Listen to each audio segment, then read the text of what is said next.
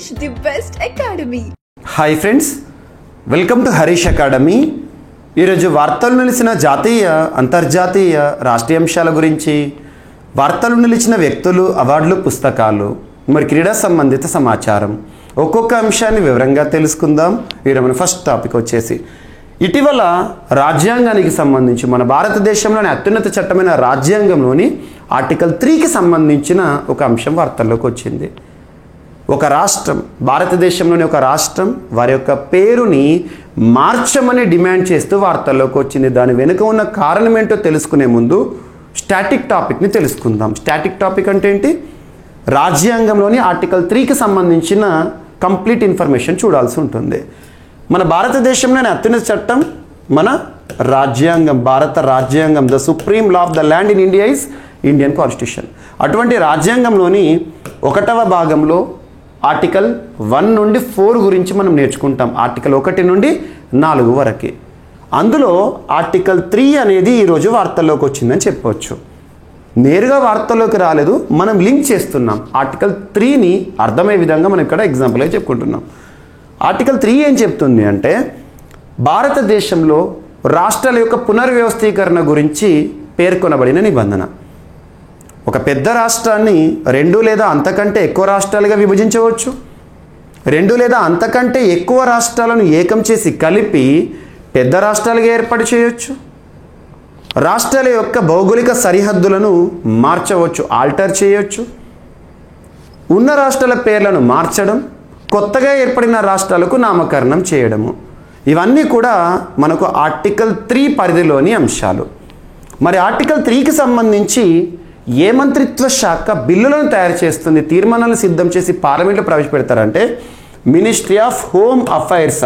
So ministry of home affairs, కేంద్ర home వ్యవహారాల మంత్రిత్వ శాఖ. ప్రస్తుతం సంబంధిత మంత్రిత్వ శాఖకి మంత్రిగా అమిత్ షా గారు ఉన్నారు. సో వీరు బిల్లుని సిద్ధం చేసి పార్లమెంట్ వేదికగా మార్పులను తీసుకొస్తారు, సింపుల్ మెజారిటీ. సో ఇక్కడ మీకు ఒక అంశాన్ని చెప్పాను, ఉన్న రాష్ట్రాల పేర్లను మార్చడం, కొత్తగా ఏర్పడిన రాష్ట్రాలకు నామకరణం చేయడం. ఇవి రాష్ట్రాలకు సంబంధించిన అధికారం కాదు, కేంద్ర ప్రభుత్వం పార్లమెంట్ ద్వారా చేస్తారు. మరి ఈరోజు వార్తల్లోకి వచ్చిన రాష్ట్రం ఏంటంటే west Bengal. West Bengal state. ఆ రాష్ట్ర ముఖ్యమంత్రి చేస్తున్న డిమాండ్, మమతా బెనర్జీ గారు ఏం చేస్తున్నారంటే, మా రాష్ట్రం యొక్క పేరుని వెస్ట్ బెంగాల్గా కాదు బంగ్లాగా గుర్తించండి అని చెప్తున్నారు. దీని వెనుక ఉన్న రీజన్ చూడండి.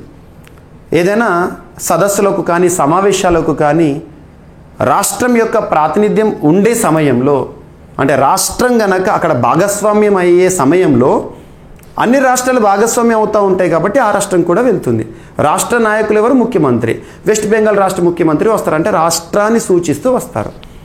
అలా రాష్ట్రాల సమావేశాలు కానీ కొన్ని అంతర్జాతీయ సమావేశాలు కానీ భారతదేశం జరిగినప్పుడు రాష్ట్రాలకు సంబంధించిన ముఖ్యమంత్రులు వచ్చినప్పుడు వారికి ఆల్ఫాబెట్ ఆధారంగా, ఇంగ్లీష్ ఆల్ఫాబెట్ ఉంటుంది కదా, ABCDEF, అలా ఆ లెటర్స్ ఆధారంగా వాళ్ళకు సీట్లను కేటాయిస్తున్నారంట.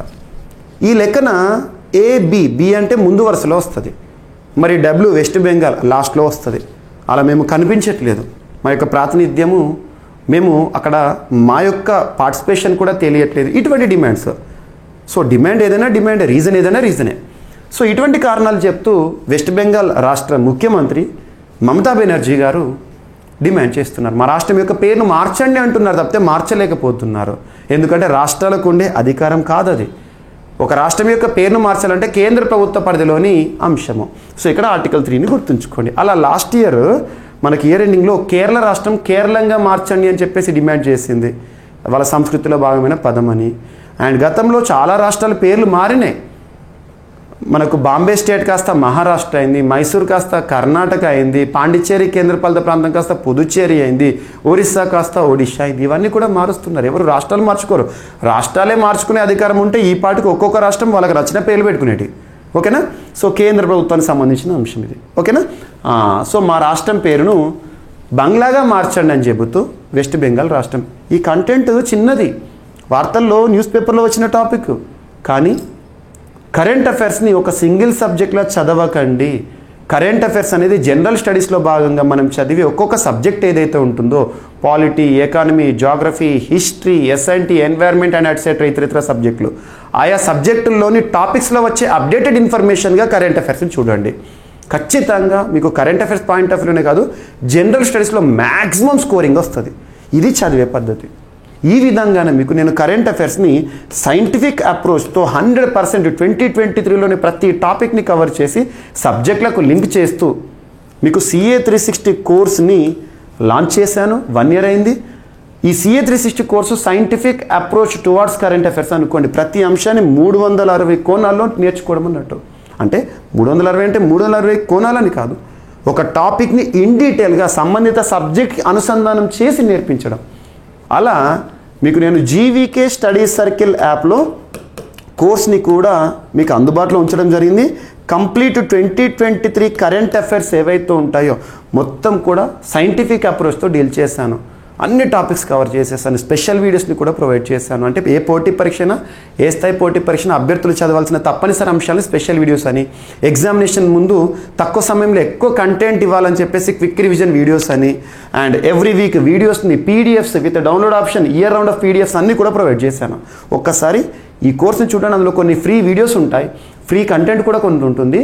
ఒకసారి చూడండి. ఆ టాపిక్స్ అయినా కనీసము చూసే ప్రయత్నం చేయండి. ఖచ్చితంగా రానున్న పోటీ పరీక్షలో మిమ్మల్ని కింగ్ మేకర్గా చేస్తుందని మాత్రం చెప్తాను. ఓకేనా? నెక్స్ట్ వచ్చేసి వార్తలో నిలిచిన విన్యాసం. వార్తలో నిలిచిన విన్యాసాలపైన ప్రత్యేక శ్రద్ధ చూపండి. ఏ పోటీ పరీక్షన, ఏ స్థాయి పోటీ పరీక్షన తప్పనిసరిగా చదవాల్సిన కొన్ని అంశాలు ఉంటాయి. అటువంటి అంశాల్లో విన్యాసాలు చాలా ఇంపార్టెంట్. ఏదైనా విన్యాసం వార్తల్లోకి వచ్చిందంటే ముందుగా ఆ విన్యాసం పేరు చూడాలి, ఆ విన్యాసంలో ఎన్ని దేశాలు పాల్గొంటున్నాయో చూడాలి, ఆ దేశాల పేర్లు ఏంటో చూడాలి, ఆ విన్యాసము త్రివిధ దళాల్లో ఎవరికి సంబంధించిందో చూడాలి, ఆ విన్యాసం ఎక్కడ జరుగుతుందో చూడాలి, ఇప్పుడు వార్తలోకి వచ్చిన విన్యాసం ఎన్నవ ఎడిషనో చూడాలి, దీంతో పాటు కొన్ని ప్రత్యేకతలు చూడాలి. అలా ప్రతి విన్యాసాన్ని నేర్చుకోవాలి. 2023 సంవత్సరంలో కనీసం 80 విన్యాసాల గురించి మీకు ఇలా అన్ని పాయింట్స్ కవర్ చేసి సింప్లిఫై చేస్తూ జస్ట్ 2 అవర్స్లోనే 70-80 విన్యాసాల గురించి చెప్పిన CA 360 కోర్సులో ఒక్కసారి చూడండి. ప్రస్తుతం సంక్రాంతి ఆఫర్స్ అనేవి ఈ రోజు నుండి అనౌన్స్ చేశాను మీకు. సంక్రాంతి ఆఫర్స్ని యూటిలైజ్ చేసుకోండి. మీకు లీస్ట్ ప్రైస్లో ది బెస్ట్ కోర్స్ వస్తుంది. ఓకేనా? సో ఇక్కడ చూడండి, సీ డ్రాగన్ అనే ఒక విన్యాసం వార్తలోకి వచ్చింది. Exercise see dragon. ఎక్సర్సైజ్ అంటే విన్యాసం, సీ అంటే సముద్రం. సో సీ ఆటోమేటిక్గా తెలిసింది. సముద్రంలో జరిగే విన్యాసం ఏంటి? Naval exercise. అంటే ఇది నావికాదళ విన్యాసం. ఒక ఐడియా అయితే వస్తుంది. మరి విన్యాసం పేరు అయిపోయింది సీ డ్రాగన్. ఎన్ని దేశాలు పాల్గొంటున్నాయి? 6 దేశాలు. 6 దేశాలు గుర్తుంచుకోవాలంటే బహుళ దేశాల నావికాదళ విన్యాసం ఇది. మరి 6 దేశాల పేర్లు ఏంటంటే ఇండియా. ఎప్పుడైనా ఇండియా భాగస్వామ్యం అవుతుందంటే ఇండియా పేరే ముందుగా చూడాలి. Second United states of America, third Australia, next Japan, Canada, south Korea. 6 దేశాలు. 6 దేశాల నావికాదళాలు పార్టిసిపేట్ చేసే విన్యాసం. మరి ఈ సంవత్సరం వార్తలకు వచ్చిన విన్యాసం సీ డ్రాగన్ పేరుతో ఎన్నవదంటే 4th ఎడిషన్, 4వ ఎడిషన్. ఎక్కడ జరుగుతుంది? ఎక్కడ జరుగుతుందంటే గువామ్ అనే ఒక ప్రాంతంలో జరుగుతుంది. ఈ ప్రాంతం ఎక్కడ ఉందంటే యునైటెడ్ స్టేట్స్ ఆఫ్ అమెరికాలో ఉంది. మరి భారతదేశం నుండి కూడా నావికాదళాలు వెళ్ళడం జరిగింది. నావికాదళం. మరి నావికాదళంలో ప్రత్యేకత ఏంటంటే ఒక విమానం పేరు గుర్తుంచుకోండి, పోసిడాన్ 8I విమానం ఇందులో పార్టిసిపేట్ చేస్తుంది. పోసిడాన్ 8I విమానం. మళ్ళీ అనుకుంటారు అదేంటి నావికాదళ విన్యాసం అంటే నావెల్ షిప్స్ పార్టిసిపేట్ చేయాలి కదా, మరి విమానం ఏంటి అంటే దీని ప్రత్యేకత మన భారతదేశం యొక్క రక్షణ రంగ అవసరాలు తీర్చుకోవడానికి రక్షణ రంగ దిగుమతులను చూస్తున్నాం. అలా అమెరికా నుండి మనం చేసుకుంటున్న రక్షణ రంగ దిగుమతుల్లో భాగంగా పోసిడాన్ 8I పేరుతో నిఘా విమానాలను మనం ఇంపోర్ట్ చేసుకుంటున్నాం. నిఘా విమానాలు ఇవి సర్విలెన్స్ ఎయిర్ క్రాఫ్ట్స్ అంటాము. ఇండియా ఈజ్ పెనిన్సులా, భారతదేశం ద్వీపకల్పం, 3 వైపులా సముద్ర సరిహద్దు ఉంది. ఈ ప్రాంతంలో ఇండియన్ నేవీ వారు మనల్ని కంటికి రెప్పలా కాపాడుతున్నారు. మరి ఎలా ఆ ప్రాంతాల్లో నిఘా వేయాలి? అలా నిఘా వేయాలంటే విమానాలు కావాలి. ఆ విమానాలే పోసిడాన్ 8I. ప్రస్తుతం భారతదేశ అమల పొదిలో 16 పోసిడాన్ 8I ఉన్నాయి. ఎక్కడి నుంచి దిగుమతి చేసుకుంటాం అంటే అమెరికా నుండి దిగుమతి చేసుకుంటున్నాం. కాబట్టి అమెరికాలో జరుగుతున్న ఈ విన్యాసంలో మన పోసిడాన్ 8I వెళ్ళడం జరిగింది. ఇది లింక్ చేసుకోండి. ఓకేనా? So Poseidon 8I. ఇలా రక్షణ రంగ దిగుమతులు ఏ దేశం నుండి ఏమేమి దిగుమతి చేసుకుంటున్నామో ఖచ్చితంగా లిస్ట్ చూడండి. మీకు నేను CA 360 కోర్సులో అన్ని దిగుమతుల గురించి చెప్పాను, అన్ని విన్యాసాల గురించి చెప్పాను. ఒకసారి చూడండి.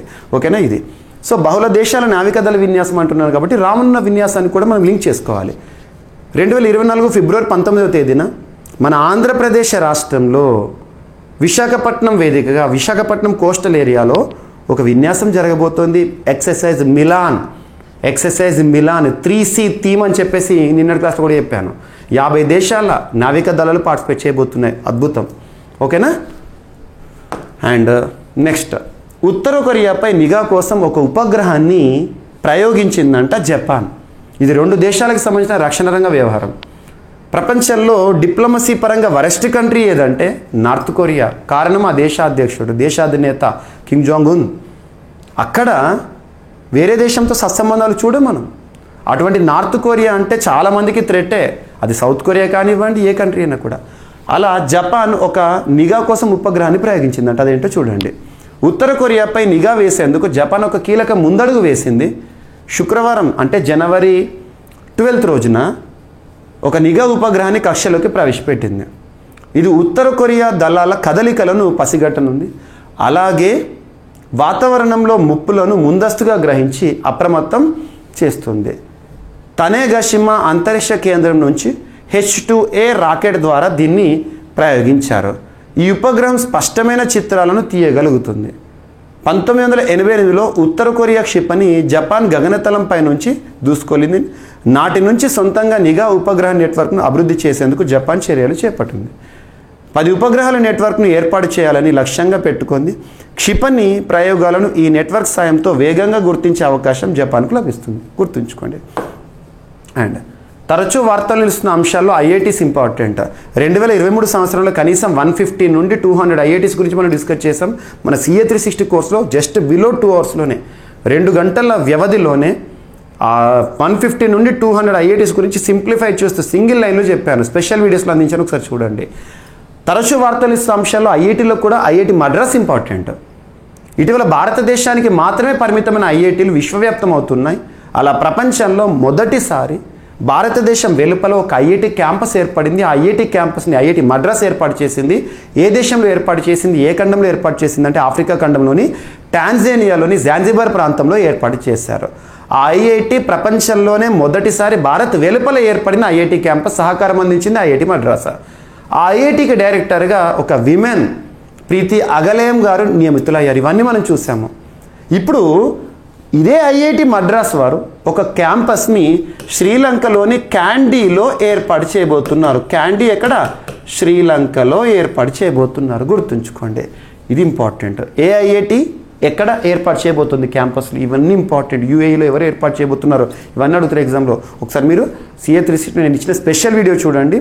అందులో ఐఐటీల గురించి సంపూర్ణ సమాచారం మీకు అందుబాటులో ఉంటుంది. అండ్ అమెజాన్ అడవుల్లో బయటపడిన అతి పురాతన నగరం. ప్రపంచంలోనే అతిపెద్ద నది అమెజాన్, అతి పొడవైన నది నైలు నది. అమెజాన్ ఫారెస్ట్ అనగానే రెయిన్ ఫారెస్ట్ మనం చూసేది సౌత్ అమెరికా ఖండం, దక్షిణ అమెరికా కాంటినెంట్, అత్యధిక భాగం బ్రెజిల్లో ఉంటుంది వరల్డ్ మ్యాప్లో. మీరు చూడండి, అటువంటిది అమెజాన్ అడవుల్లో బయటపడిన ఒక అతి పురాతన నగరం చూద్దాము. అది ఎక్కడ బయటపడిందంటే ఈక్వెడార్ ప్రాంతంలో ఇటీవల లేజర్ పరిశోధన ద్వారా బయటపడిందంట. 2000 సంవత్సరాల క్రితం అత్యంత రద్దీ ప్రాంతంగా ఉండి ఆ తర్వాత మరుగున పడిన ఒక నగరం ఇటీవల అమెజాన్ అడవుల్లో బయటపడింది. పురాతత్వ శాస్త్రవేత్తలు ఈక్వెడార్లో దీన్ని గుర్తించినట్లు ది జర్నల్ సైన్స్ పత్రిక పేర్కొంది. 2015లో లేజర్ సాంకేతికతతో ఈ ప్రాంతాన్ని విశ్లేషించారు. ఆ ఫలితాలను తాజాగా ప్రచురించారు. ఒకప్పుడు ఇక్కడ రోడ్లను ప్రణాళిక ప్రకారం నిర్మించినట్లు చెబుతున్నారు. క్రీస్తు పూర్వం 500 నుంచి క్రీస్తు శకం 300 నుండి 600 వరకు ఉపానో ప్రజలు ఇక్కడ జీవించినట్లు భావిస్తున్నారంట. సో గుర్తుంచుకోండి, అతి పురాతన నగరం. And national road safety week, జాతీయ రహదారి భద్రతా వారోత్సవాలు, ప్రముఖ దినోత్సవాలు, వీటిపైన క్వశ్చన్ లేకుండా క్వశ్చన్ పేపర్ ఉండదు. మన డైలీ కరెంట్ అఫైర్స్ క్లాస్లో నేను ఇంపార్టెంట్ డేస్ థీమ్స్ని మ్యాక్సిమం చెప్పను, ఎందుకంటే అవి మీకు బేసిక్గా అర్థమవుతూ ఉంటాయి. కానీ నేను CA 360 కోర్స్లో స్పెషల్ వీడియోస్లో ఇంపార్టెంట్ డేస్, థీమ్స్, వీక్స్ ఇవన్నీ కూడా ప్రత్యేకంగా నేను అందించాను. ఏ దినోత్సవాన్ని ఎవరు నిర్వహిస్తారు, మొదటిసారి ఎప్పుడు నిర్వహించారు, 2023 థీమ్ ఏంటి, ఇవన్నీ కూడా దాదాపు కనీసం ఒక 200 లైన్స్ ఉంటాయి. ఒకసారి చూడండి. ఇక్కడ 2024 సంబంధించి నేషనల్ రోడ్ సేఫ్టీ వీక్, జాతీయ రహదారి భద్రతా వారోత్సవాలు చూస్తున్నాం. మరి జాతీయ రహదారి భద్రతా వారోత్సవాలను ఏ మంత్రిత్వ శాఖ పరిధిలో అంటే ministry of roadways and highways పరిధిలో 1989 నుండి నిర్వహిస్తున్నాము. జనవరి 11 నుండి 17 వరకు ఇప్పుడు జాతీయ రహదారి భద్రతా వారోత్సవాలు చూస్తున్నాం. అంటే ఏంటంటే రహదారులపైన ఎలాంటి భద్రతా ప్రమాణాలను పాటించాలి అని చెప్పేసి అవగాహన కల్పించిన ప్రజల్లో అటువంటి వారోత్సవాలు. ఈ సంవత్సరం 35th నేషనల్ రోడ్ సేఫ్టీ వీక్ని చూస్తున్నాం 35th. మొదటిసారి ఎప్పుడు జరిగిందంట 1989లో. అండ్ ఒక ఎయిర్పోర్ట్ వార్తల్లోకి వచ్చింది ఒడిషా రాష్ట్రంలో ముఖ్యమంత్రిగా నవీన్ పట్నాయక్ గారు ఉన్నారు. రాష్ట్ర ప్రభుత్వము బిజు జనతాదళ్ ప్రభుత్వం అధికారంలో ఉంది. భారతదేశంలో 2వ అత్యధిక కాలం ముఖ్యమంత్రిగా పదవీ బాధ్యతలు నిర్వర్తిస్తున్న ముఖ్యమంత్రి నవీన్ పట్నాయక్ గారు రీసెంట్గా ఒడిషా రాష్ట్రంలో మల్కన్గిరి ఎయిర్పోర్ట్ని ఆవిష్కరించారు. మల్కన్గిరి ఎయిర్పోర్ట్ ఇది రీజనల్ కనెక్టివిటీ స్కీమ్ అనుకోండి. ఉడాన్ ప్రోగ్రామ్ ఉడే దేశ్ కా ఆమ్ నాగరిక్లో భాగంగా భారత ప్రభుత్వము ప్రాంతాలను అనుసంధానం చేయడానికి ఉడాన్ ప్రోగ్రామ్ని లాంచ్ చేశారు. రీజనల్ కనెక్టివిటీ స్కీమ్, ప్రాంతాలను విమానాల ద్వారా, విమానాశ్రయాల ద్వారా కలపడం. సో ఇటీవల మల్కన్గిరి ఎయిర్పోర్ట్ ఎక్కడ వార్తల్లోకి వచ్చిందంటే ఒడిషా. ఇలా చూడండి, మహర్షి వాల్మీకి ఎయిర్పోర్ట్ పాత పేరు ఏంటి అంటారు. ఇప్పుడు అయోధ్యలో మనం చూస్తాం కదా, మహర్షి వాల్మీకి ఎయిర్పోర్ట్ పాత పేరు ఏంటంటే మర్యాద పురుషోత్తం శ్రీరామ్ ఎయిర్పోర్ట్. రీసెంట్గా పేరు మార్చారు, మహర్షి వాల్మీకి. అయోధ్య అద్భుతమైన ప్రాంతంలో నిర్మితమైన ఎయిర్పోర్ట్. అండ్ ఒక టెస్టుతో 18 క్యాన్సర్లను గుర్తించవచ్చు అని చెప్పేసి రీసెంట్గా ఒక పరిశోధన వార్తలోకి వచ్చింది. నేరుగా చూడండి, క్యాన్సర్ నిర్ధారణలో శాస్త్రవేత్తలు కీలక ముందడుగు వేశారు. 18 రకాల క్యాన్సర్లను ప్రారంభ దశలోనే గుర్తించే కొత్త DNA పరీక్షను అభివృద్ధి చేశారంట. ఇది వైద్య చరిత్రలో గొప్ప విప్లవంగా వైద్య నిపుణులు చెబుతున్నారు. ఈ పరీక్ష క్యాన్సర్ స్క్రీనింగ్లో కొత్త శకానికి నాంది పలుకుతుందని అంటున్నారు. ప్రత్యేకించి క్యాన్సర్లో లింగ నిర్దిష్ట వ్యత్యాసాలు గుర్తించే విషయంలో ఆశాజనకంగా ఉంటుందని శాస్త్రవేత్తలు చెబుతున్నారు. గుర్తుంచుకోండి, ఆ పరీక్షలో 99% ఖచ్చితమైన ఫలితాలు వెలువడ్డాయని చెప్పేసి BMJ ఆంకాలజీ జర్నల్లో ప్రచురిత పరిశోధన పత్రంలో శాస్త్రవేత్తలు చెప్తున్నారు. Just idea. అండ్ ఈరోజు వార్తలు ఇచ్చిన మరొక అంశం అవార్డ్స్. వార్తలు ఇచ్చిన అవార్డ్స్ పైన క్వశ్చన్స్ అడుగుతారు. ఇక్కడ వార్తల్లోకి వచ్చిన అవార్డు ఏంటంటే టెన్జింగ్ నార్గే పురస్కారం అనేది స్పోర్ట్స్ అడ్వెంచర్ పురస్కారం. ఈ సంవత్సరం 4 పురస్కార గ్రహీతలు వార్తల్లోకి వచ్చారు. రాష్ట్రపతి ద్రౌపది ముర్ము గారి చేతుల మీదుగా పురస్కారాల ప్రధానోత్సవం జరిగింది. మరి ఆ 4 పేర్లు గుర్తుంచుకోండి. లేట్ అంటే చనిపోయినవారు. సో చనిపోయిన తర్వాత పోస్తమస్స మిస్ సవిత కన్స్వాల్ గారు ల్యాండ్ అడ్వెంచర్లో, అంటే ఒక సాహస క్రీడ ల్యాండ్ అడ్వెంచర్లో గుర్తింపు పొందారు. ఉత్తరాఖండ్ సంబంధించిన వారు. And Tulasi Chaitanya Motukuri water adventure నీటిలో సాహస క్రీడలకు సంబంధించి గుర్తింపు పొందేవారు, Vijayawada Andhra Pradesh. And Anshu Kumar Tiwari air adventure, so Gopalganj Bihar సంబంధించి. Praveen Singh life time achievement Kangra Himachal Pradesh.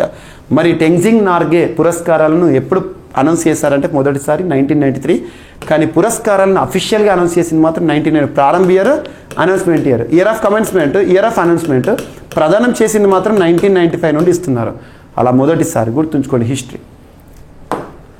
And ISRO చైర్మన్కు Indian of the year award వచ్చింది. ఇస్రో ప్రస్తుత చీఫ్ ఎవరు? సోమనాథ్ గారు. ఇటీవల పాపం తన ఆత్మకథ కూడా వివాదాస్పదమైంది, మరీ వెనుక తీసుకున్నారు.